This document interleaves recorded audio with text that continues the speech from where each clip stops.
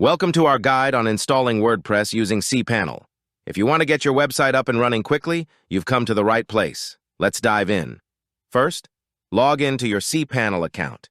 This is usually done by navigating to yourdomain.com/cPanel or yourdomain.com 2083. Once in cPanel, scroll down to the software section and click on the Softaculous Apps Installer or Website section.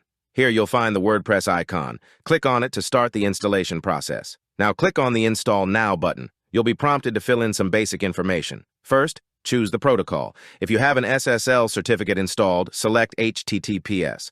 Otherwise, HTTP// is fine. Next, choose your domain from the drop-down menu. Select the correct directory if you want WordPress installed in a subfolder. For a fresh site, leave this field empty. In the Site Settings section, enter your site's name and description. These can be changed later from the WordPress dashboard. Scroll down to the Admin Account section. Enter your admin username, password, and email.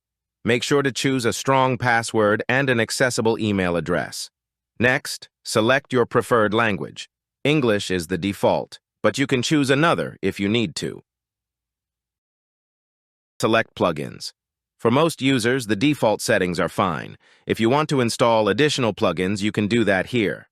After reviewing your settings, click Install. The installation process will begin, and it should only take a few minutes. Once the installation is complete, you'll see a confirmation message with your WordPress admin URL, username, and password. Click on the WordPress admin URL to log into your new WordPress site. Use the username and password you just created, and that's it. You've successfully installed WordPress using cPanel. You can now start customizing your site and adding content.